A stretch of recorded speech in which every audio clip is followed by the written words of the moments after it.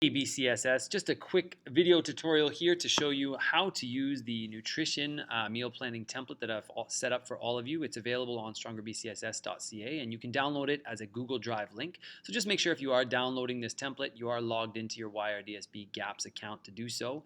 The template is pre-formulated, so all of the numbers that we type in here contribute to these totals. So any colored row or column is not something that you need to change. And what ends up happening at the very end is we have a tabulated total of our macronutrient intake over the course of the day, with total calories, proteins, carbohydrates, and fats, and of course within carbohydrates, those two subcategories of fiber and sugar. And then we can see it represented as a percentage as well. In this case, 15% from protein, 64% from carbohydrate, and 21% from fats. 8% of those carbohydrates, or 8% of the total, coming from fiber, and 21% of the total coming from sugar. All the information that you're being asked to kind of provide and put forward in this nutrition assignment is readily available here once you've plugged in the numbers for the specific food items that you're going to choose to put into your meal planning template. So the second thing I want to show you here is actual visual tab. We can see basically as a bit more of a visual how we're proportionately intaking energy over the course of the day here, with a timing chart down here that kind of shows us in 6 different categories: breakfast, lunch, dinner, but also a morning snack, an afternoon snack, and an evening snack. So as many as 6 times per day that you might be eating. You don't necessarily have to fill out all 6 of those time slots. If you're not eating 6 times a day, that's perfectly fine.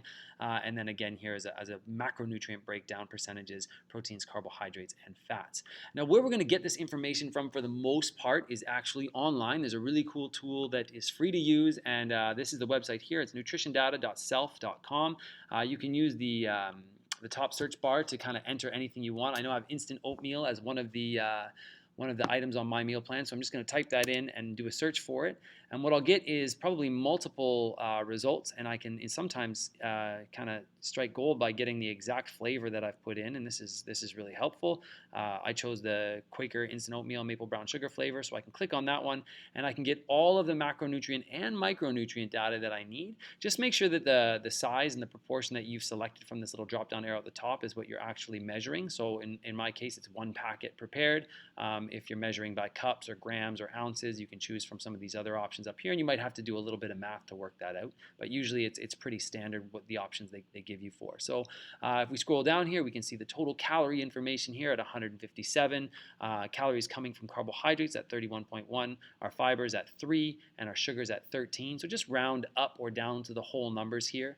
And then again, protein over here at 3.7 grams, we'll round that up to 4, and fats at 2 grams. So when we plug those numbers into our Excel spreadsheet, what happens down below is that we automatically formulate those new totals. So let's just say I actually wanted to have 2 packages of this Quaker instant oatmeal for breakfast. So I'm going to double all of these totals here, and you're going to see my numbers change automatically below. So you're not going to ever have to touch those colored rows or columns. All we really need to do is work with the white cells to make sure that we are getting a good reflection of the data that we are that is related to the food that we're consuming each day. All right, so automatically my totals have changed because I've just changed that particular item there.